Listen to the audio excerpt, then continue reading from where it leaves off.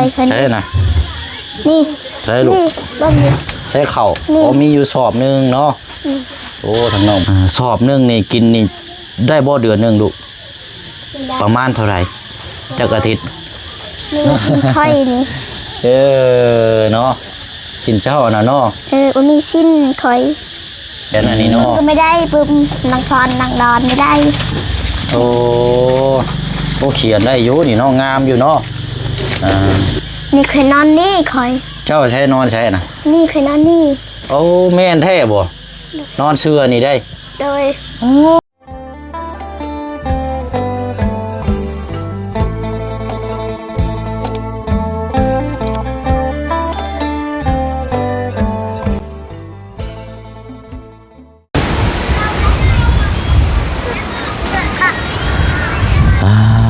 พี่น้องเนาะถือว่ายืนพร้อมเพียงหน้าเพียงตาเนาะ เนาะมาพบมาเจอกันมื้อนี้พี่น้องเนาะทางพ่อน้องเปียวพร้อมกับทีมงานพาพี่พาน้องทางปาลุงมาอยู่ที่บ้านห้วยหอบขึ้นกับเมืองเซโปน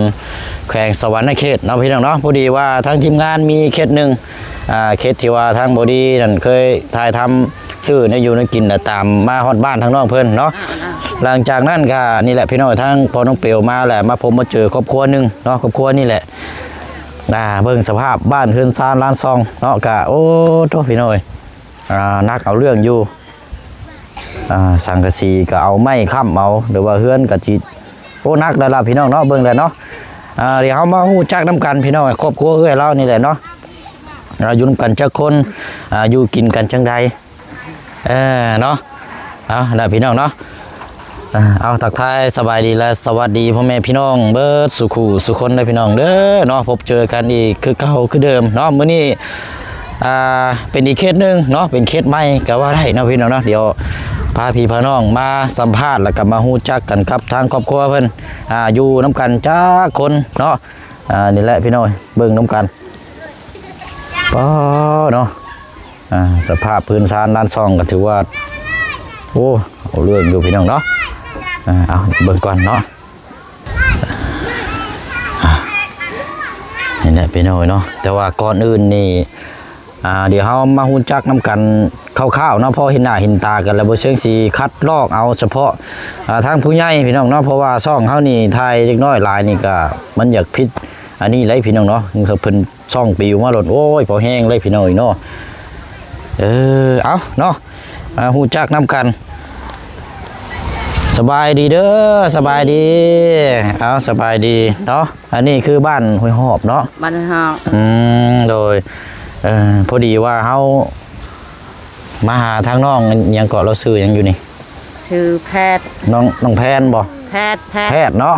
น้องแพทย์พี่น้องแพทย์มออะไรเนาะก็เลยพ่วงลงมาเบิ้งเนี่ยมีครอบครัวนี่แหละพี่น้องป้าโธ่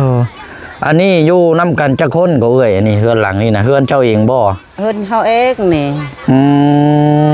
อยู่6 คนป่8 คนอยู่น้ำกัน8 คนบ่ลูกโดยป้าโธ่หลังนี่น้อยนี่ได้จ้า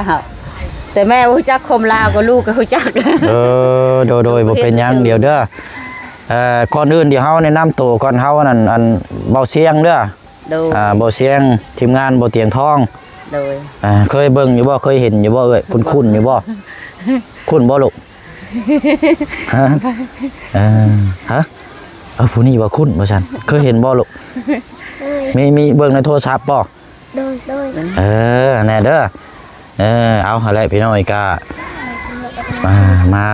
ถามเบิ่งน้ำกันเนาะทางน้องผู้สื่อลำนี่สื่อในไรก็ลูกนี่พรสื่อพรบ่สื่อพรจักปีแล้วลูก10 ปีอายุ10 ปีได้บ่ผู้นี้ได้ซะผู้น้องนี่ผู้น้องจักผู้ได้เบิกเงินสื่อในไรก็เสียงดอนนางดอนเนาะสาวบ้านดอนน้องพรสาวบ้านดอนอันครอบครัวน่ะตัวนี้ไปไซเบิร์ดจะเอ้ยตัวนี้นะเพิ่ ผู้อายนั่นเขาหับจัก ไปรับจ้าง โดย เจ้าได้ลูกกกนั่นอายุจักปีแล้วใหญ่สุด ใหญ่ชุดนั่นลูกกกเท่านั้น โดยผู้หญิงบ่คือผู้ชาย ผู้ชายชาวปีแล้ว ผู้ชายน่ะ20ปีแล้ว โดย ยังอยู่นํกันอยู่นี่บ่ ดูน้ำกันนี่ยังทันเอาลูกเมีย ยังบ่ทันได้มีครอบครัวเนาะ แม่น บัดนี้ต่อมาเด้ ผู้น้องนั่นอายุ17ผู้น้องนั่น 17ปี โดย อืม ผู้ชายหมดว่าผู้หญิงนั่นผู้พานามัยนั่นอายุ13ปี ผู้หญิงผู้อายุ13ปีนั่นเราไปใช้ซะเดี๋ยวนี้นะ พานามัย ไปหาหน่อไม้ อย่าแกก อืมโดยยังบ่ทันได้มาเนาะ โดย โอเคเนาะเอาเดี๋ยวน้องพรเว้าลาวได้อยู่บ่ลูกหน่อยหนึงเนาะ ดัก พอได้อยู่ดอกเนาะ ฮะเอาได้พอได้อยู่เนาะ พอได้ โอเคใช่อันน่ะเดี๋ยวเฮาสิสัมภาษณ์ทางลูกเจ้าก็ได้เด้ออันไปพุ่นก่อนก็ได้เด้อ โดย เพราะว่าเฮาถ่ายคนน้อยหลานยันว่ามันอันนี้ช่องเฮาเดี๋ยวเฮาสิถามทางลูกเจ้าดอกเด้อที่ไปที่มาเนาะน่ะไปพุ่นก็ได้ ทางน้องพรอันมานำบ่เสียงก็ได้ลูก ให้สาว โอเคไปแล้วอันไปพุ่นก่อนก็ได้ลูกไปเด้ออาจจะไปพุ่นก็ได้เดี๋ยวบ่เสียงสิถามทางผู้นี้ก่อนเอาเบิ่งเด้อเดี๋ยวถามที่ไปที่มาก่อนเนาะเจ้าเฮียนอยู่บนบ่ลูก โดย ปอใดก็ ปลาซอก เฮียนอยู่ปอซองเฮียนอยู่บ้านใด ปลาเมืองแซนปลาเมืองแซน บ้านเมืองแสนเฮานี่บ่ โดย พวกไกลเติบเด้นี่เนาะเอามานั่งนี่ก็ได้เดี๋ยวฉันเบิ่งเฮือนซานแล้วเอาหลังตะคุลงดุดเนาะอยู่บ้านเมืองแสน โดย วันนี้ได้ไปอยู่บ่โรงเรียนเสมอนี่นะ เขาพักตอนแรก ข้าเจ้าพัก โดย เดี๋ยวบ่ได้ไปมื้อนี้เนาะ โดย ครอบครัวอยู่นํกันทั้งเบิด8คนสมอจร โดย คืออันนาบ่าวทางบ่เชียงได้ยินว่าอันทางพ่อเจ้าก็คือว่าเราผ่าตัดสำหรับเราเป็นหยังกันนะ ไม่รู้ไม่รู้กับเรา เอ้าคือว่าเกี่ยวกับแบบผ่าตัดเกี่ยวกับใส่หยังลงอย่างสักอย่างนี่น่ะบ่เราเศร้าหรอบ่พ่อเจ้าไข้หรอบ่จักเลยอ้าวบาดนี้พี่น้องพี่น้องเนาะเอาเดี๋ยวเอาน้องมาเธอช่วยก่อนพี่น้องเนาะทางน้องดอนเนาะน้องดอนพี่น้องได้เข้าอยู่บ่สะโรงเรียนเจ้ากระดูกเข้าอยู่เนาะอันน่ะเฮือนซ่านนี่ของเจ้าเองได้บ่อยู่นี่นะ โดย จักปีแล้วนี่อยู่นี่จำได้บ่ฮู้เจ้าเกิดมานี่ก็อยู่นี่ได้บ่คันว่าอันคือเราอีกผู้นึงน่ะจะฮู้อีดอกพี่น้องน้องเราผู้ใหญ่นี่ผู้อายุ โดยทำมันได้เฮียน 13ปีบ่เจ้าผู้นั้น โดย มาพี่ก่อนก็ได้เจ้านะเดี๋ยวสิถามทางแม่นำก็ไล่พี่น้องเอ้ยบางเทื่อเฮาเข้ามารอบหน้าเนี่ยก็จะอันนี้เนาะเป็นข้าวเป็นน้ำเด้เนื้ออยู่เนื้อกินได้ดูเป็นยังไงมีกินอยู่บ่ นี่ ฮะ นี่ปุ๊บ ถามเราบ่ค่อยอันนี้ปานใดลูกเจ้ากะเราบ่ค่อยจักปานใดเอานั่งนี่แหละให้แม่นั่งนี่ก่อนก็ได้ผัวเจ้าเป็นหยังเกาะเจ้าเอานะ เป็นชัยลงห้ ลุงหาม ำโดย เป็นแต่หึงแล้วบ่ แต่เฮิกแล้วลูก เศร้าแล้วบ่ ลงปาดกับเช้าแล้วเขาช่วยเห็นได้เงินวันเอ็ดละชูทุกอย่างวันเอ็ดให้เขาหันหงมากับเขาช่วยให้ โดยก็เลยอันน่ะใครเนี่ยจักน้อยเดี๋ยวนี้เนาะ ใครแน่มาเอ็ดเวียกหนักไม่ได้ แต่ว่าโอ้นี่นอนอยู่แล้วนี่มันเฮ็ดเบียกบ่ได้หรอก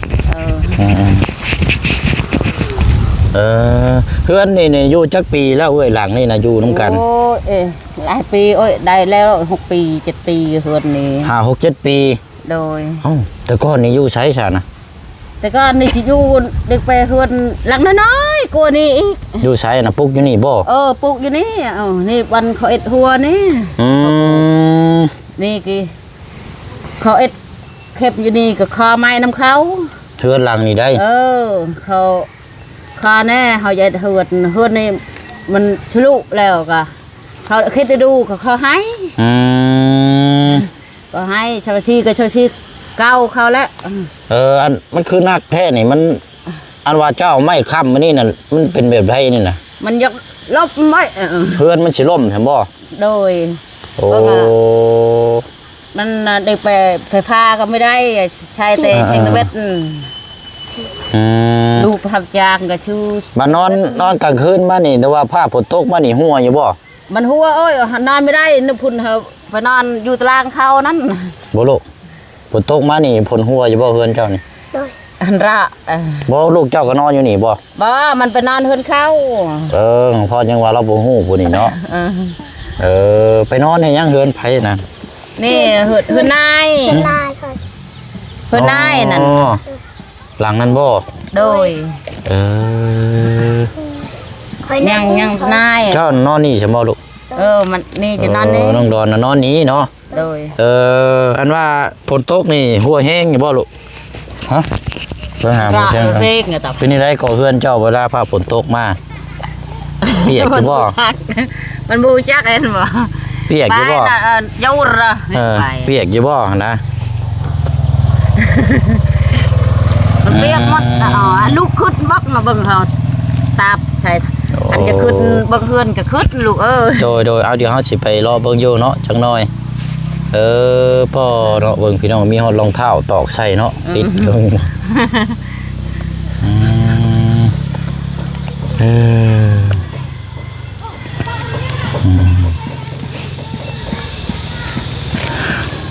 ถือว่าเป็นอีกหมู่บ้านหนึ่งครอบครัวหนึ่งเนาะอันนี้ก็เป็นเรื่องเข้าในอยู่ในกินได้เป็นได้ โอ้ลูกไปหับจากเอ็ดไฮเอ็ดชวนก็มีกุ๊บลูกไปหักจากลูกผู้ชายเท่านั้นคือเขาปัก เขาโลกเขาปองเนาะ โดย พอลูกน้ำกันกันหลายคนนี่โลเนาะป้าอันนี้ผู้นี้ลูกหลาบ่ โดยลูกหลานแหละ ต่อจากทางน้องร้อนมานี้เนาะ โดย กระสัดพี่กระสัดนั่นเอง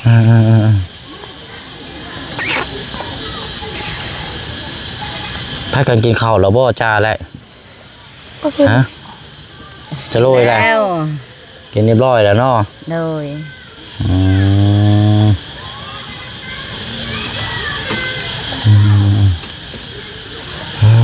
ห่อนแท้นี่เนาะ โดย โดยว่าจะเนาะจะควมแท้ได้เข้าโรงเรียนอยู่บ่นี่ ยัง คือว่าฮู้จักควมแท้เนาะโดยว่าซั่นมันมาทางเฮียนก็ว่าแบบนี้เด้อคันว่าวน้ำข้าวก็มีแต่โดยกับเจ้าโดนอะไรเด้อบอก โดยเจ้าเนาะ เลยอันผู้เอ้ยนั่นไปหาหน่อไม้ยังบ่ทันมาเนาะ เลย เราซื้อยังกอบผู้นั้นน่ะ นางไลมอน ไหลมอน เลย น้องมอนซะเนาะ อันนี้สิว่าเอาเป็นน้องมอนซะมันจังเอิ้นง่ายเนี่ย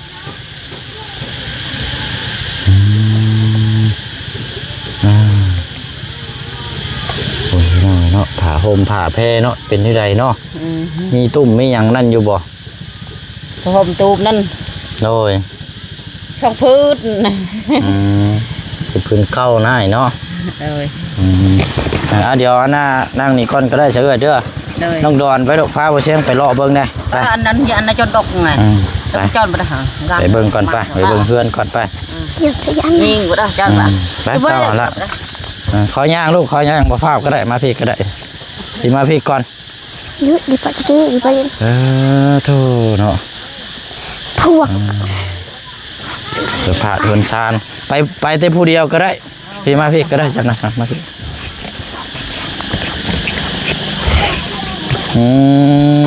จะได้มาไหนครับ ไปลูกพี่มาพี่ก่อนโอ้สังกะสีจนขี้เมียงเบ่แล้วเนาะใช้น้ำก็มีหลายทางแท้ลูก อันนี้หมองนอนบ่ โดย ตัวนี่ห้องครัวอันนี้เนาะ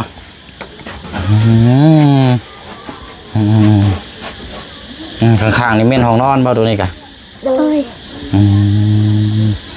เอาเบิ่งก่อนอันนี้เป็นห้องครัวนี่พี่น้อยเนาะ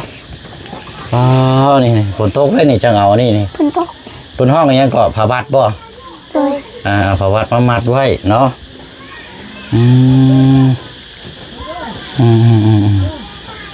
ด้วยคำน้องได้นี่พี่น้อยน้องพรแล้วก็น้องดอนเนาะ โดย ถ้าว่าเอ้ยมาอีกผู้หนึงก็ชื่อน้องมอนเนาะ โดย ผู้เชี่ยงอยากเบิ่งอยากผู้เอ้ยแหละพี่น้องแต่ว่ายังบ่ทันได้นั่นน่ะมาแต่หาหน่อไม้อยู่เพราะว่าเราไปหาหน่อไม้หน่อมันหน่อไม้มาขายอันแกงหยังก่อนนี่น่ะต้มหยังดิลูก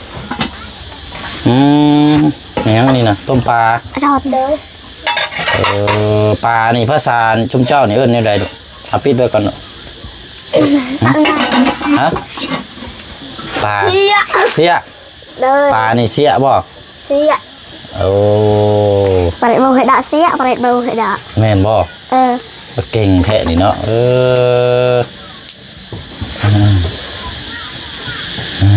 ทั้งน้องทั้งน้องพรแล้วก็ทั้งน้องดอนนี่อันอยู่ในครอบครัวนี่ช่วย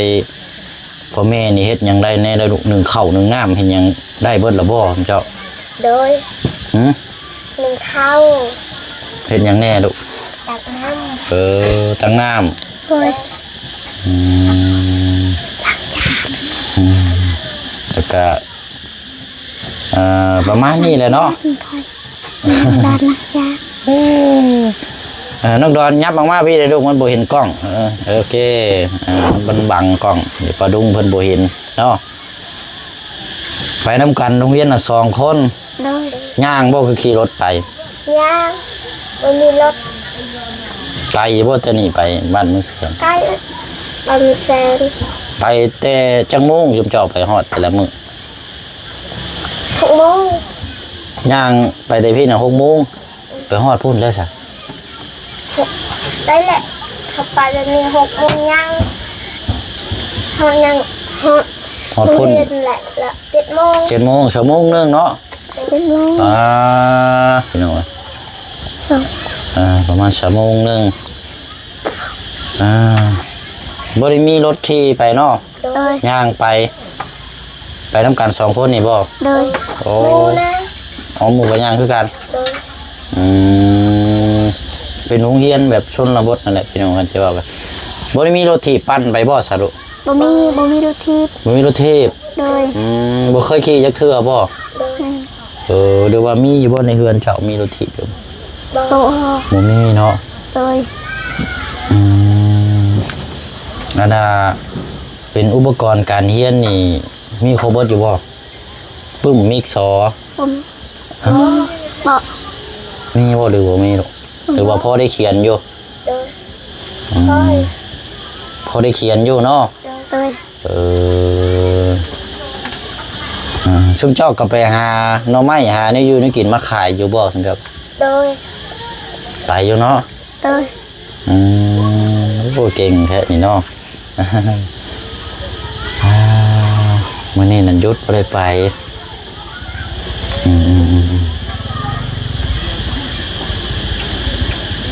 จะว่าไปโรงเรียนนี่ย่างไป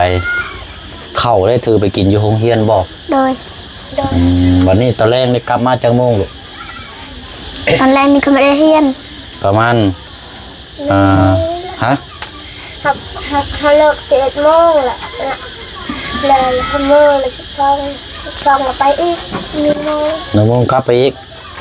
กลับไปกลับมามันก็เมื่อยแท้นี่เนาะไก่ซับโทษหน่อยข้าวนี่นั่นอิ่มอยู่บ่ชมเจ้ากินอยู่เพื่อนในมื้อนะใช่มาไม่ได้ลูกมาพี่ก่อนเบิ่งหลายมุมไปนี่คอยขึ้น ใช่นะ นี่ ใช่ลูก บ้านนี้ ใช่ข้าวมีอยู่สอบนึงเนาะโอ้ทางน้องเพิ่นกับบริตัวอะไรพี่น้องมีก็มีเนาะเอานั้นมาไว้แล้วนะเนาะ โดย ยังบ่ทันได้จุ ยังบ่ทันได้หนึ่งพี่น้องเอ้ยนี่แหละแล้วนี่ซื้อเป็นสอบเลยบ่ลูก โดย อืม คันโมมีเงิน500,000ละ600,000 700,000ละซื้อ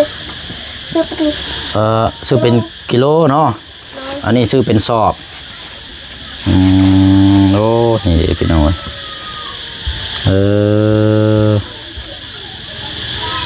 สอบนึงนี่กินนี่ได้บ่เดือนนึงลูกประมาณเท่าไหร่จักอาทิตย์ 1 อาทิตย์ เอาสอบละอาทิตย์บ่ โดย กินข้าวนะสอบละอาทิตย์เนาะ โดยบางเทื่อก็ไม่ฮอดละ แล้วนี่ซื้อจังมือแล้วฉัน อันนี้ซอกอันนี้ซอก หาก็ได้2 มื้อนี่บ่ซื้อ โดย แม่นบ่ โดย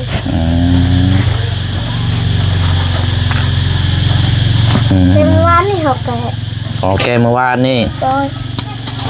ประมาณอาทิตย์หนึงเนาะกะโอ้พี่น้องครอบครัวกับเจ้าอยู่นำกันหลายคนเนาะ8 คน9 คนพุ่นเอาลูกเอาอย่าออกมาพี่คอนบัดนี้เอาเอานั่งนี่ก่อนก็ได้อันนี้หม่องไผนอนฉันอยู่นี่นะ โดยพอคอยนอน อันเจ้าเลยสลูกนอนอยู่ไส นี่คอยนอนนี่คอย อันมันยังเสื้อบ่นี่นะเสื้อนอนบ่นี่นะ โดย อันนี้บ่อันปูนอนนะ โดยเขาเฮ้อ เบิ่งเสื้อนอนพี่น้อง บุมีนอนคอย เสื้อบ่มีนอน โดย โตโหดีนี่เนาะใช้เจ้าลือเบิ่งอยู่ฮะไปบ่เลยนี่เนาะใส่ผ้าห่มได้ใช่ลูกบ่มีบ่ผ้าห่มและผ้าตุ้มมีบ่ใช่ลูกมีจักพื้นก็2 พื้นนั่นน้องพ่อนี่พื้นหนึงพี่น้องเอ้ย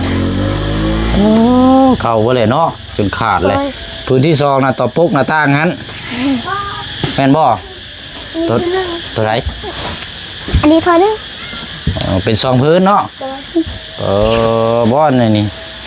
อันน่ะเสื้อปูนอนนี่ติเนาะโคตรดีดอพี่น้อง หม เอ้ ด ย แล้ว ขาดเบิดเลยเนาะอยากได้ไหมบ่ลูก โดย Ừ. บุมีเงินอยากได้ไหม ถ่ายนะอันนี้เนาะพี่น้องเอ้ยเอาเนาะเบิ่งก่อนบ่เชิงคือว่ามีอันนี้อยู่พี่น้องเดี๋ยวสิเอาเสื้อผ้าแต่ว่าเสื้อผ้าทางน้องๆนี่ยันบ่พอดีอยู่เดี๋ยวเบิ่งน้ำกันอยู่ในถุงน่ะแม่น้องเปลวให้เมื่อวานเจ้าเคยใส่สิ้นอยู่บ่ลูก เคย สิ้นนุ่งเนาะ โดย เอาเดี๋ยวนะบ่าวมัน สินคอยนี่สินคอย ใช้ นี่ จะนุ่งได้บ่สิ้นไปโรงเรียนหั่นบ่ อันนี้สินคอย โอ้ นี่สินคอยนี่ เนาะสิ้นเจ้าน่ะเนาะ บ่มีสิ้นคอยคอยบ่มีสิ้นเสื้อบ่มี เสื้อบ่มี โดย อ้าวมีเสื้อใส่เลย ทุกคนกระโดดดับเลยหรอดับตรง ถกบ่มีถกใคร เพิ่นก็โอเคเนาะ ถกบ่มีถกหัดแล้วถก ถุงใส่ก็บ่มี โดย ถุงใส่ปึ๊บหมอนบ่ลูก โดย เอาเวลาไปโรงเรียนนี่เจ้าเฮ็ดนี่ได้ซะ ถกดับหัดแล้วบัง ใช่น่ะมาเบิ่งอยู่ห่าถุงขาด จะได้นี่นั่งพอดได้คอยไม่ได้ โอ้นี่บ่กระเป๋านะ นี่ไม่ได้นี่ ขาดเนาะ หัดแล้วคอยไม่ได้ โอ้ปึ้มเขียนอันนี้ ปึ้ เนาะ มก็ไม่ได้ปึ้มนั่งพอดนั่งดอนไม่ได้ โอ้เขียนได้อยู่นี่เนาะงามอยู่เนาะในซื้อคอยบางงาม โดย มีมดมีมดอันนี้ เขียนไปแล้วตัวนี้เนาะ เลย เขียนไปแล้วโอ้ยพี่น้อง เป็นเนี่ยใช่ไหม อันนี้รูปวาดซอเขียน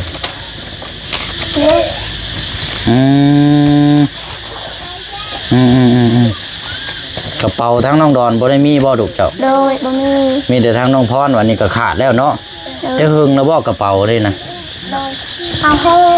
ฮะ เขาเฮ้ถือกระเป๋านี่ จะหึงแล้ว ไม่เขาซื้อ ใครซื้อให้ เขาเฮ้ เขาเจ้าเอาให้ ยังพ่นเธอคอยยังพ่นนี่เพื่อนญี่ปุ่นแน่ อ๋อเพื่อนพี่น้องอยู่นี่บ่ เลย โอ้คันเจ้านั่นบ่มีก็ เป็นนี่ได้จะจับปึ้มปัญญางไปบ่มีกระเป๋าเลย โดย อ้าว ไปจับต้องไปจับ มันก็เฮียแหละนี่เนาะ ต้องไปจับมันเยอะ ปึ้มเวลาจับมิกเป็นเรือฝนตกมามันก็เปียกได้เนาะบ่มีกระเป๋า โดย อืม คนตกเขาเอาถุงยาง โดยโอเคพี่น้องเนาะโอเคเนาะดีแล้วพี่น้องเอ้ยเอามื้อนี้มาฮู้จักกัน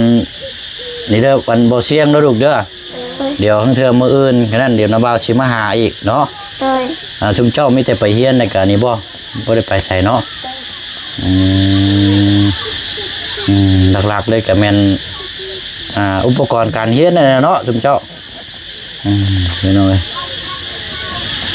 โอเคซะเนาะเดี๋ยวมื้อนี้ประมาณนี้ก่อนพี่น้องแต่ว่าอยากติดตามทั้งผู้เอ้ยแล้วนํผู้เอ้ยนั่นชื่อมอนเนาะยังบ่ทันได้มาที่สัมภาษณ์ทางหลังไม้กับแม่เพิ่นก็นี่ว่าผู้นั้นน่ะขยันพี่น้องแต่ว่าเป็นเสาหลักอีกคนนึงเพื่อนก็เนาะอุ้ยเบิ่งสังกะสีเนาะ เพื่อน ดูนี่ เพื่อนตกกู เปียกว่าลูก เปียกมีเปียกอยู่นี่ หัวอยู่แถวนี้เลย โดยบ่มีนอน บ่มีนอน เปียกแงะอยู่ฝน เวลาฝนตกแห้งน่ะแม่นเบิ่นนอนอยู่เฮือนหลังนั้นบ่ โดย ไปขอนอนอยู่พุ่นเนาะ โดย อืม นี่เคยนอนนี่คอย เจ้าใช้นอนใช้น่ะ นี่เคยนอนนี่ โอ้แม่นแท้บ่นอนเชื่อนี่ได้ โดยน้องคอยนอนนี่แม่คอยนอนนี่พ่อคอยนอนนี่ บ่เชื่อนี่เนาะพี่น้องโอเคใช่พี่น้องเนาะอุ้ยเบิ่งเอาอาสาเนาะมื้อนี้มาฮู้จักนำกันเพียงซะมีก่อนพี่น้องทางน้องๆเพิ่นเป็นคนเว้าม่วนโอ้ยเนาะติดตามพี่น้องเดี๋ยวต้องไปเอาอันน่ะของฝากของต้อนนำรถบ่แซงก่อนเนาะไปลูกไปไปน้องดอนบ่ต้องลงบันไดดอกอันนี้เนาะโดดเด้งเลยนี่ต่ำๆพี่น้องเพื่อนเราขึ้นทะเบียนบ้านคักแน่ได้นี่พี่น้องขึ้นว่าเพื่อนห้างแบบนี้กัน0144เนาะอันนี้ มุมไก่พี่น้องมึงก่อนตัว เลือกประตู ดีนี่พี่น้องเนาะ อะไรตัวไม้ตัวก็ได้ เอาเดี๋ยว ปลาเชียนเอานี่ให้ทัก แม่คอยนอนนี่ ครัวเราก่อน คอย พี่ น น้ อ อน ง นี่พ่อคอยนอนนี่ โอเคมึงเด้ออันว่าด้วยเจ้ามีสินใส่อยู่บ่ บ่ บ่มีบ่เอาเดี๋ยวเบิ่งเฮาสิเอาสินให้เด้อ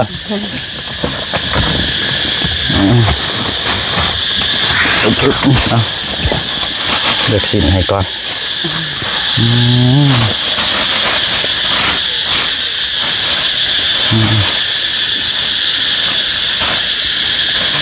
เอาให้ครอบครัวเราเบิดเลยแล้วแหละเอาเว้ยเอาอยู่ในนี่เอาลองเลือกเบิ่งอยู่ค่ะเป็นเสื้อผ้าทั้งแม่น้องเตียวบ่ได้ใส่พี่น้องเอ้ยลือเบิ่งอยู่ลูกลองใส่เบิ่งไม่ได้โตไม่ไหม้อยู่หรอกอันนี้สิ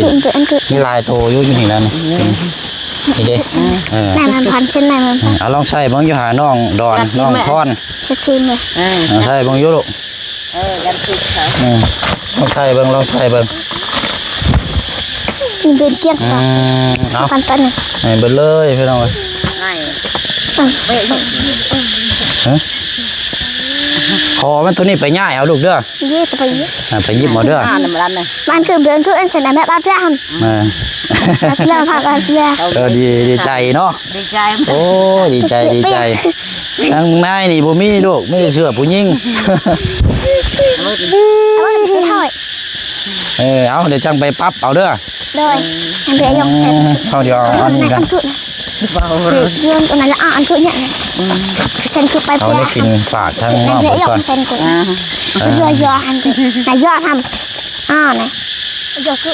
ยอลอยนั่นละนะยอคือ อันน่ะเบิ่งเด้อเอาเดี๋ยวบ่เชียงสิเอามีให้ต้มนะลูกเด้อเดี๋ยวเอาน้องดอนมาน้ำบ่เชียงก็ได้ลูกตัวนึงเอาไว้ก่อนเด้อย อคือ ป้าเสื้อผ้าลงก่อนลูกน้องดอนมาหาบ่เชียงก่อนมาพี่ก่อนเอาจะจับไปก่อนอันนี้หาห่อเด้อ ใจ เดี๋ยว ขอบใจเด้อ แล้วก็เอาไปอะไรซิมห่อทั้งเบิดเนาะเอาไปต้มกินเจ้าเอานุ่ม โอ้ยพี่น้อยเนาะเมื่อก่อนเอาอะไรเนาะมีแต่ว่านี่แหละประมาณนี้พี่น้อยของฝากของต้อน เดี๋ยวอย่าร อบแรกเนาะเดี๋ยวมื้ออื่นเดี๋ยวน้าบ่าวสิมาหาเด้อ เดี๋ยวมาอยู่ เดี๋ยวน้าบ่าวสิมาหาใหม่ให้แล้วเสื้อผ้าอันนี้น่ะใส่เลยบ่ต้องซักอันนี้ซักมาแล้ว เลย สวยงาม กิน ๆ เบร ใส่ ให้ เลย ทำมาอยู่ โอ้ต้องสิดีใจบ่ลู เสร็ ก จคือเบรละเสร็จ น้องงันดอนดีใจบ่ลูกฮะ ใจ ขอบใจเด้อลูก เลย เอา มีแห้ง เนาะเก่งแล้วนี่ ใจเด้อ โอเค ขอบใจเด้อ เอามือสบายดีป้าดุ้งกันลูก สบายดี เอาเดี๋ยวมื้อเดี๋ยวน้าบ่าวสิมาหาใหม่เด้อ โดย เพราะว่ายามมันค่ำน้าบ่าวสิไปเวียกใหม่อีก เลย โอเคเอา โอ้ยดีใจแห้งพี่น้องมึงนะเอาดูเด้อ ใจเด้อ โดยเอา ใจ โอเคเอาเด้อเด้อกลับก่อนเด้อ เลย โดยเอาอะไรเนาะถ้ากันใส่เลยนะบ่ต้องซักกะยาเพราะว่าเสื้อผ้าซักมาแล้วแต่ว่าแอวนี่ไปปรั๊บเอาเนาะ เนาะเอาอะไรพี่น้อยเนาะนั่นกับบื้นเดี๋ยวสิเข้ามาใหม่พี่น้องเนาะถือว่าเป็นอีกเคสหนึงเนาะถามไปถามมาพี่น้อยแรกเลยก็น้องเพิ่นยังอยากเก่งอยู่ยังญาติอยู่เนาะตามที่พี่น้องเห็นนั่นแหละบัดนี้เริ่มฮู้จักแล้วก็บ่อายแล้วก็ฮู้จักต่อพี่น้อยเนาะที่ตามเนาะเคสนี้พี่น้อยเนาะแต่ว่าหนึ่งมาเพิ่นซาลาดแป้นก็นี่แหละพี่น้อยนักแฮงเนาะถือว่าเป็นเด็กน้อยที่เว้าจาว่าม่วนเนาะก็อะไรพี่น้องอยากให้ทั้งพี่น้องทั้งปลาลุงเขาให้ทางน้องเพิ่นรับโอกาสดีๆเนาะพี่น้องเนาะมื้อนี้จะอีกเคสหนึงนำเสนอให้พี่น้องที่ตามเบิ่งกันอยู่บ้านห้วยฮอกขึ้นกับเมืองสปนแขงสวรรค์นาเขตพี่น้องเนาะแล้วก็มีทั้งเอื้อยเราอีกคนหนึงเนาะชื่อน้องมอนแต่ว่าเฮายังบ่ทันได้เห็นหน้าตาบ่สิเป็นจังไดเพราะว่าเราหลังไม้กินนี่ทั้งเมย์เราบอกว่าเป็นคนที่ขยันในกันอาจจะอันนี้อยู่พี่น้องเนาะอาจจะยังไงก็ติดตามเบิ่งนํกันนะพี่น้องเนาะถ้าพี่แล้วน้องไปก่อนบ๊ายบายเด้อพี่น้องเด้อเนาะเดี๋ยวจังมาถามรายละเอียดน้ำขัดอีกที่ไปที่มาอันนี้เฮาแค่มาให้คำแนะนำให้พี่น้องที่ตามเบิ่งนํกันอีกเนาะพี่น้องเนาะบ๊ายบายเด้อพี่น้องเด้อ